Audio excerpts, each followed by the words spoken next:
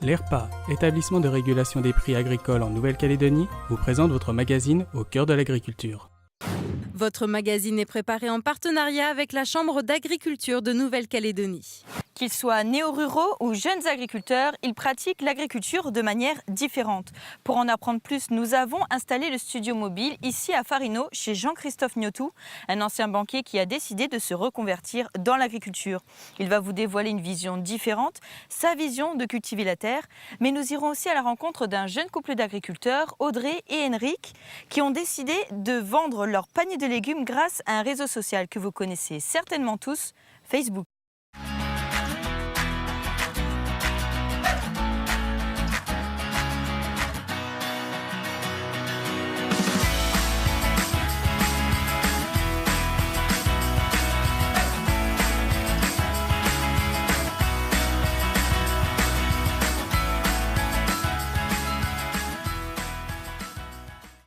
Bonjour Jean-Christophe. Bonjour. Merci de nous accueillir ici sur votre exploitation.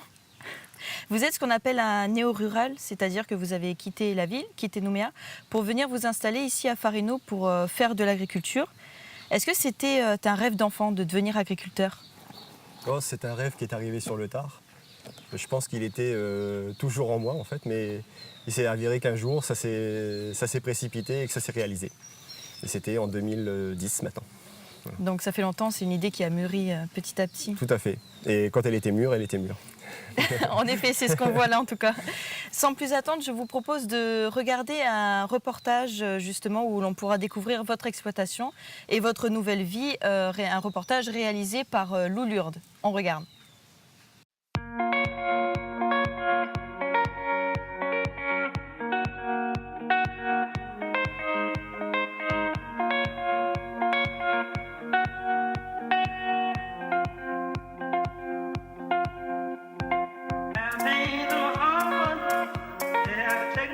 Donc là, nous sommes dans la serre de tomates. Ici, vous avez une production de tomates cerises. Erika est en train de tutorer les jeunes pieds de tomates. Donc l'idée, c'est de les faire courir le long d'un fil et leur permettre de grandir sur plusieurs bouquets et produire plusieurs bouquets. Le fait de produire sous serre, c'était vraiment dans une logique de production constante toute l'année, y compris en période chaude et humide, là où il est très difficile de faire de la production en plein champ. Donc le fait d'être couvert, de produire hors sol, nous permet de produire les mois de janvier, février, mars, avril, là où la production de plein champ est quand même beaucoup plus compliquée.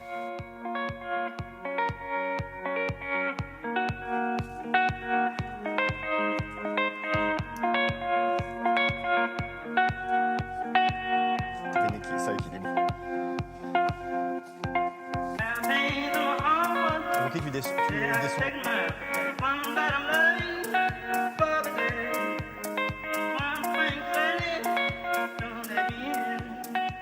Nous sommes dans la parcelle de production de fraises. Donc nous produisons de la fraise depuis 7 ans maintenant. On a travaillé dès le départ sur les choix variétaux. On a testé quand même pas mal de variétés pour en arriver à choisir 3 variétés. Dans notre parcelle de fraises, on a fait le choix de l'enherbement au sol. L'enherbement au sol, ça rentre aussi dans le principe de l'agriculture responsable. Je dirais même plus le label suivant, ce qu'on vise, c'est l'agriculture intégrée. Donc on a laissé le sol enherbé pour justement favoriser le développement des auxiliaires, les insectes bénéfiques.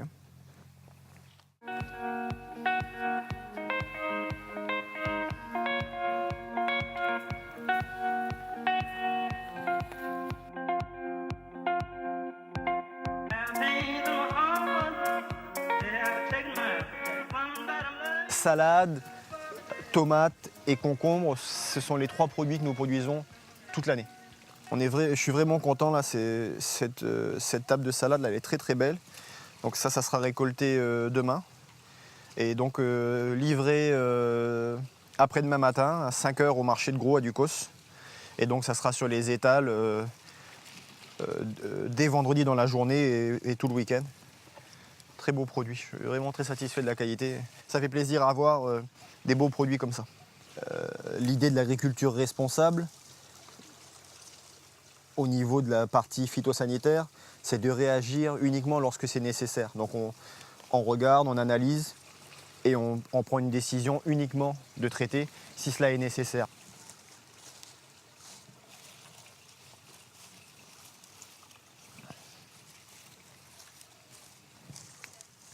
Là, je vous propose qu'on aille faire un tour au lodge. Bon, c'est la partie dont s'occupe mon épouse et néanmoins associée Ingrid. Voilà. Donc nous avons développé l'activité agritouristique sur l'exploitation à partir de mars 2016. Et donc ça consiste en la création d'un lodge sur la propriété qui fait partie du réseau Bienvenue à la ferme, qui est actuellement composé de 3 cabanes. Donc cette partie-là, c'est vraiment la partie qui est gérée par Ingrid, qui est donc dès le départ à la conception du lodge, hein, c'est elle qui a dessiné les plans, etc. Et c'est elle qui s'en occupe au quotidien, c'est également elle qui s'occupe de faire les repas et de servir les clients. Donc Ingrid et moi, nous sommes vraiment complémentaires sur l'exploitation. Ingrid s'occupe déjà de la partie lodge, moi de la partie exploitation agricole. Et de toute manière, on est aussi complémentaires en termes de fonctions. C'est que moi, je suis vraiment orienté sur la partie technique, production et commercialisation. Ingrid s'occupe de l'organisation et de la logistique. En fait, en vérité, c'est elle la vraie chef dans l'entreprise. Bon, mais c'est pas non plus comme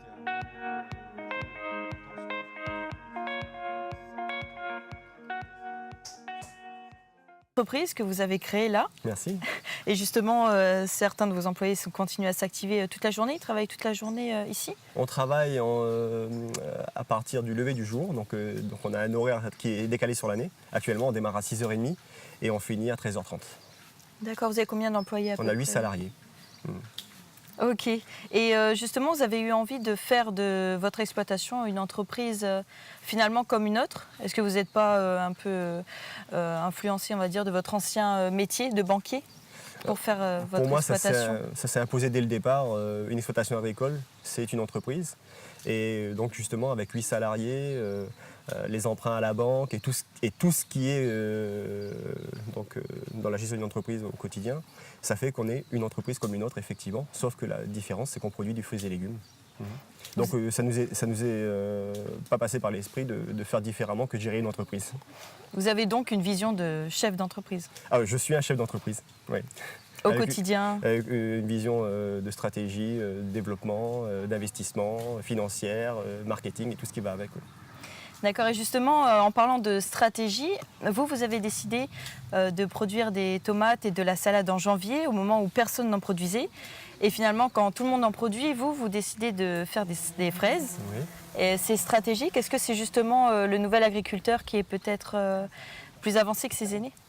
Comme on disait juste avant, en termes de gestion d'entreprise, on devait s'engager dès le départ dans des productions qui permettaient de générer un chiffre d'affaires stable sur l'année. Donc hors catastrophe naturelle, comme on a pu avoir cette année avec le cyclone Cook, qui nous a vraiment mis en grosse difficulté sur un gros trimestre. Il nous fallait donc des productions produites toute l'année et maintenir donc un niveau de chiffre d'affaires suffisant pour pouvoir assumer toutes ces charges d'exploitation. Et donc, je répète, 8 salariés et tout ce qui va avec. Donc c'est pour ça que dès le départ, on s'est lancé dans la production sous serre. D'accord. On va juste vous donner quelques chiffres. Enfin, les chefs d'exploitation du réseau Repair sont âgés de 42 ans. Les chefs d'exploitation de Nouvelle-Calédonie, eux, sont âgés de 52 ans. Est-ce que cette différence d'âge, qui est de plus de 10 ans, entraîne peut-être des conflits de génération ou au contraire, justement, les différents modes de culture, les façons de cultiver, on va dire, se croisent? Le réseau Repair est un réseau qui est jeune déjà en âge, qui a à peu près 5 ans aujourd'hui. Il représente seulement une 50aine d'exploitations agricoles, donc il faut quand même le dire. D'accord. Et je répète que le réseau Repair, c'est le réseau pour l'agriculture innovante et responsable. C'est ça, réseau professionnel pour une agriculture innovante et responsable. C'est ça, donc c'est le réseau qui s'occupe des 2 signes de qualité environnementaux officiels, que sont l'agriculture responsable et l'agriculture intégrée. Donc pour répondre à votre question, effectivement, c'est un réseau qui est jeune et la plupart des exploitations qui la composent sont des exploitations qui sont dans le maraîchage et dans le fruits et légumes. C'est les signes de qualité concernés par ces productions. Et la moyenne d'âge, donc, comme vous le disiez, est de 42 ans. Alors pour répondre à votre question, je ne pense pas qu'il y ait un conflit entre différentes agricultures. Au contraire, je pense que les agricultures sont complémentaires. Et lorsqu'on voit qu'on ne produit même pas encore assez aujourd'hui pour nourrir la population calédonienne, toutes les agricultures sont complémentaires. Et donc, tout est bon à prendre. Oui, bien sûr, tout est bon à prendre. Il n'y a pas de conflit d'intérêt aujourd'hui. Après, vous innovez aussi, c'est dans la façon de cultiver qui est plus responsable. C'est le but. L'agriculture responsable, c'est de certifier des exploitations sur la base de méthodes culturales et de méthodes de gestion, donc dites responsables. Donc on a un cahier des charges, un audit effectué par un certificateur extérieur et une cinquantaine d'exigences à respecter, notamment autour de l'environnement, mais aussi au niveau du social, etc. C'est votre stratégie alors et peut-être d'aller vers une autosuffisance ? L'autosuffisance doit être inscrite dans chacun des plans de développement de l'exploitation agricole calédonienne, puisqu'aujourd'hui, comme vous le savez, nous produisons que 15% de ce que nous consommons en alimentation en Nouvelle-Calédonie. Donc sur le fruits et légumes, il faut mettre un bémol, on est à 50% aujourd'hui de couverture de nos besoins. Pour autant, ces 50%, il faut les considérer de manière statistique, c'est 50% sur l'année. Alors qu'en vérité, au mois de septembre, octobre, novembre, on est à 120% de production. Donc c'est trop. C'est trop, voilà. Et par contre, de janvier à mai, on est à 15-20%. Donc aujourd'hui, il y a une vraie nécessité d'améliorer la production sur cette première partie de l'année où on le voit très bien, les étals sont vides, en tout cas en production locale. Et vous améliorez justement cette production avec quels produits pendant ces périodes-là où il n'y a pas grand-chose finalement sur les étalages? En fait, nous, on s'est concentré sur la production, je vous le disais tout à l'heure, de salades et de tomates, qui sont en été, c'est vraiment les produits phares qu'il faut trouver sur le marché. On en a besoin. Voilà, mais il y a encore un très très fort besoin, on le voit chaque année avec quand même, notamment sur la salade, des pénuries qui ne sont pas dues à une volonté des producteurs, mais vraiment à des difficultés de production qui sont évidentes.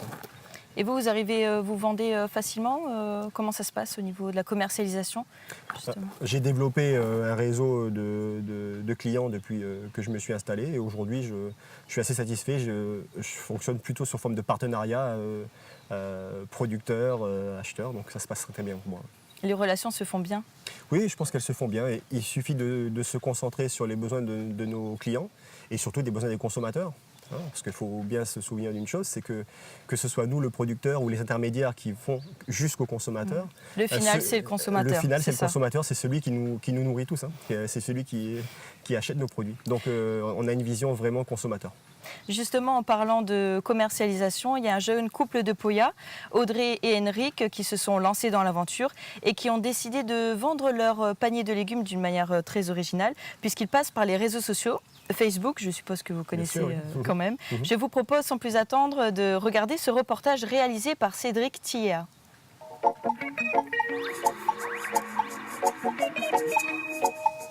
Qu'est-ce qui fait chaud? J'ai essayé de planter les radis avec les citrouilles là, pour essayer que les coccinelles ils viennent manger les feuilles de radis. Ça fait que dès que je plante les radis, ils viennent manger les feuilles après. Ça fait qu'il faut mieux qu'ils mangent les feuilles de radis qu'ils escatent mes plants de citrouilles.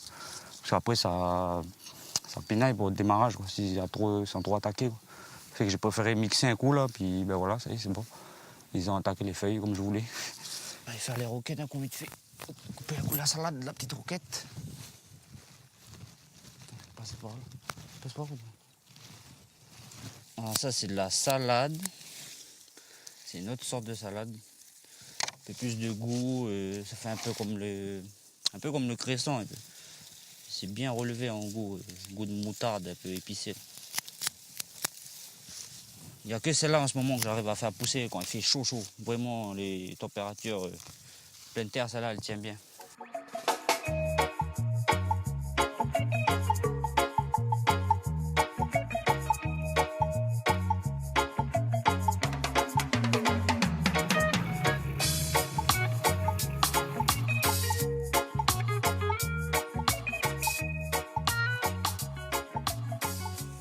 Donc là, je mets 4 paniers commandés. Le prix, on a commencé à vendre sur Facebook en 2012, je crois.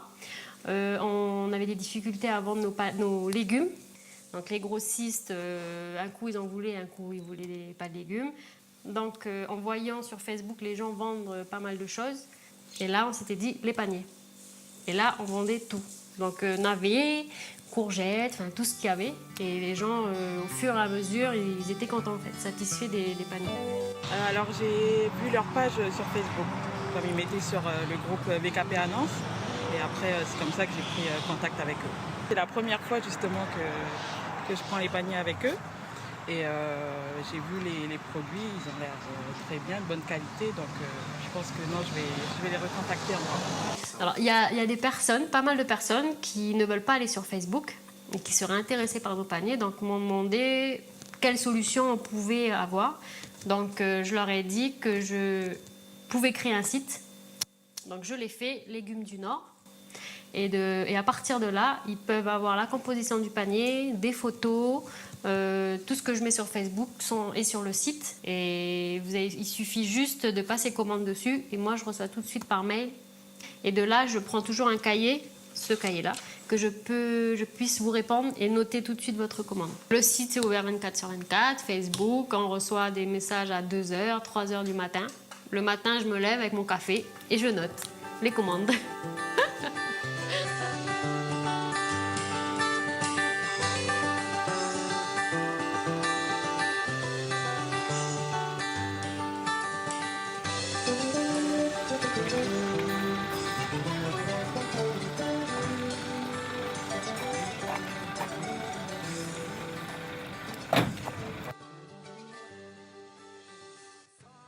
D'autre part, c'est qu'il me livre au travail, donc ça me fait gagner du temps. Je n'ai pas besoin d'aller à droite à gauche pour avoir plusieurs légumes.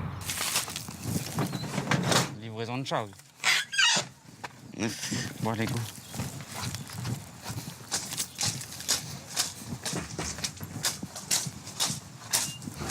Bonjour. Du monde. Bonjour. Les bons. Une boulette. Ouais. Voilà, j'ai remis le petit panier. Merci. Combien de choses 3007. On a des produits dont on connaît la provenance, en fait, c'est ça qui est surtout important. On sait que ça provient de la terre et ça ne vient pas de Nouvelle-Zélande ou de je sais où, là, tu vois, ça vient d'ici, quoi. Donc je pense qu'il faudrait plutôt encourager toutes les personnes qui font ce genre de démarche pour pouvoir en fait développer l'économie locale, en fait. C'est ça qui est très important, quoi. C'est pas juste de mettre une grosse boîte en ferraille et puis de faire venir des légumes et des fruits un peu partout. C'est c'est d'avoir quelque chose, qui provient d'à côté et qui est plus écologique et qui est plus sain, quoi. Hop. Bon, ben voilà, on a fini la livraison sur Coné. Maintenant, on va les redescendre à la maison pour pouvoir les autres paniers pour Bourail demain. Voilà. Ok, merci, à la prochaine et j'étais ravi de faire ce petit reportage. Prochaines aventures. Prochaines aventures, si vous voulez bien. Ciao. Jean-Christophe, qu'est-ce que vous pensez de cette initiative de vendre ces légumes grâce aux réseaux sociaux ? Je trouve que c'est une initiative très dynamique déjà, hein. Je les félicite, hein. C'est deux jeunes agriculteurs de Poya, parce que je pense que pour chaque agriculteur, il y a un circuit de distribution qui peut être différent. Nous, on est vraiment aujourd'hui sur une grosse production qui nécessite donc une distribution via les grossistes et les centrales d'achat. Mais pour les petits producteurs, effectivement, il est peut-être plus simple pour maintenir un niveau de marge supplémentaire de vendre en direct. Donc, tous les réseaux de distribution sont intéressants. Tant que le consommateur est satisfait, c'est ça qui compte. On a vu que ça demande aussi là des qualités de chef d'entreprise, entre guillemets, puisqu'il faut gérer sa production, les finances et tout ça. Non, puis je suis impressionné par la gestion du site internet, des pages Facebook, l'organisation, la démarche marketing et tout. Non, c'est vraiment une belle initiative. Ils ont géré. Et ils passent, eux, par contre, directement du producteur au consommateur. Donc c'est une filière directe, finalement. Vous allez plus loin, puisque vous participez aussi au projet NeoFood. Oui. Est-ce que vous pouvez nous en dire plus sur ce projet ? NeoFood est un projet qui a été initié par un chef très connu en Nouvelle-Calédonie, Gabriel Levinois, qui a été à l'initiative d'un projet pour améliorer l'alimentation, notamment dans les collectivités et notamment dans les cantines scolaires. Manger mieux. Manger mieux et donc apprendre dès le plus jeune âge à mieux manger. Donc, et vous participez à cette économie verte, entre guillemets c'est une démarche tellement dynamique que forcément on s'est engagé auprès de Gabriel et notamment sur la cantine de la foi qui produit 1200 repas par jour et donc nous sommes fournisseurs de produits à la cantine de la foi et moi je suis doublement satisfait parce que mes enfants mangent les repas produits à la cantine de la foi. Donc, avec les beaux produits qu'on peut voir ici, les belles tomates, les belles salades. Voilà, notamment le concombre, c'est un produit qu'on fait particulièrement pour la cantine scolaire de la foi. Mais vous avez aussi une activité touristique qui a débuté en mars de l'année dernière, ici à Focola. Et pour vous, c'est important aussi justement de transformer les produits avec votre restaurant, de cuisiner pour que les gens mangent mieux et consomment finalement ce que vous produisez dans votre exploitation. Pour nous, l'activité touristique, donc on a créé le Farino Lodge, qu'on a ouvert début 2016. L'idée, c'était de mettre une nouvelle activité sur l'exploitation. Donc, au-delà de la partie restauration qu'on peut aborder juste après si vous voulez, déjà, c'était d'amener en format agritouristique donc des touristes sur l'exploitation. Donc, loger sur... Finalement, un rôle social aussi. Il y a un rôle social et de découverte et de réappropriation peut-être de son agriculture et de son alimentation produite localement. Donc ça, c'est une démarche qui est très intéressante. Ensuite, c'était aussi un élément important que mon épouse Ingrid gère ça et donc elle voulait faire ce projet depuis pas mal de temps. Et c'est elle également qui cuisine les produits. Donc aujourd'hui, on sert à la table du lodge un repas purement locavore, c'est le terme à la mode, et qui est essentiellement fait à base de produits d'exploitation et aussi de produits de la région. Donc dans un rayon de 5 km autour de l'exploitation, on travaille avec d'autres producteurs lorsque c'est nécessaire. Ouais. Et donc ça participe à une économie locale justement, avec pour objectif d'améliorer, comme vous l'avez dit, la consommation, bien sûr, le plaisir de cuisiner aussi. Oui, et de manger. Et de manger, mais aussi d'amener peut-être le pays à une certaine autosuffisance en termes de consommation. L'autosuffisance, on en est encore loin malheureusement, si on devait voir l'ensemble des filières. C'est ce que petit à petit, vous y participez tout à l'heure.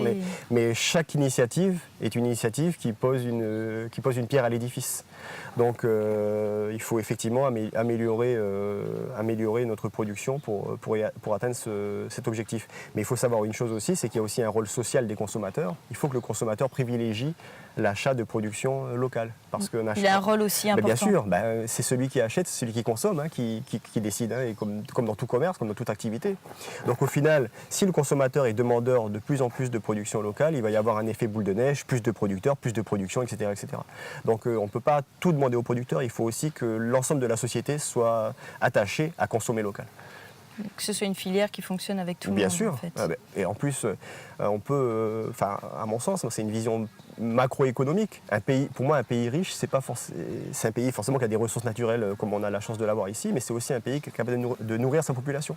Et aujourd'hui, c'est pas le cas. Aujourd'hui, c'est pas le cas. Donc, il faut que les consommateurs, même si c'est pas toujours le cas, c'est pas toujours facile, il faut qu'ils privilégient l'achat de produits locaux. Et vous pensez qu'on est dans cette démarche-là, justement, avec peut-être, pour dernière question, cette vision de la filière, justement, une vision assez innovante, que ce soit les jeunes ou même vous, les néo-ruraux? Moi, je suis aujourd'hui un ancien néo-rural, parce que ça fait quelques années. Oui, ça fait déjà quelques années, mais pour autant, oui, effectivement, je pense que les néo-ruraux, les personnes qui s'installent à la terre, c'est déjà un appel de la terre c'est un phénomène assez mondial. On voit aussi en métropole, c'est extrêmement courant maintenant. Et puis il y a aussi le fait que les gens qui s'installent ont une vision purement consommateur. Donc ils ont effectivement une démarche de production de produits qu'ils n'arrivent pas à trouver sur le marché par exemple, donc sur des produits de niche. Ils ont aussi une vision de démarche marketing et commerciale que n'ont pas forcément les producteurs installés depuis plus longtemps parce lorsqu'ils étaient que des consommateurs, entre guillemets, en attente de ce type de produit ou de ce type de... Les mentalités ont changé. Les mentalités changent et comme tout secteur d'activité, il évolue. Et donc moi je suis content de voir que c'est un secteur qui est quand même dynamique. Voilà. Maintenant, il nous faut plus d'installations, plus de jeunes et plus de réflexion aussi. Il faut avoir une vision vraiment préparée de son installation. Si j'avais un conseil à donner, je ne sais pas, à des personnes qui voudraient s'installer, c'est pas se laisser impressionné par les prix du marché, par exemple. Moi, j'ai vu beaucoup de gens s'installer ces dernières années sur la production de salade, par exemple, en se disant la salade à 1200 francs. Voilà. Mais malheureusement, il ne faut pas avoir peur, en fait, et il faut pas, même les jeunes, il ne faut pas qu'ils hésitent à s'installer. Il faudrait bien réfléchir, je veux dire, à l'installation et bien réfléchir à son projet. C'est ça que j'essaye d'expliquer, en fait. D'accord, mais c'est possible. Bien sûr. En tout cas, je vous remercie, Jean-Christophe, d'avoir été avec nous et de nous avoir donné ce bel accueil. Merci d'être venu. Merci. Quant à nous, on se retrouvera bientôt puisque le mois prochain, il y aura un nouveau numéro d'Au cœur de l'agriculture. Alors, je vous dis à bientôt.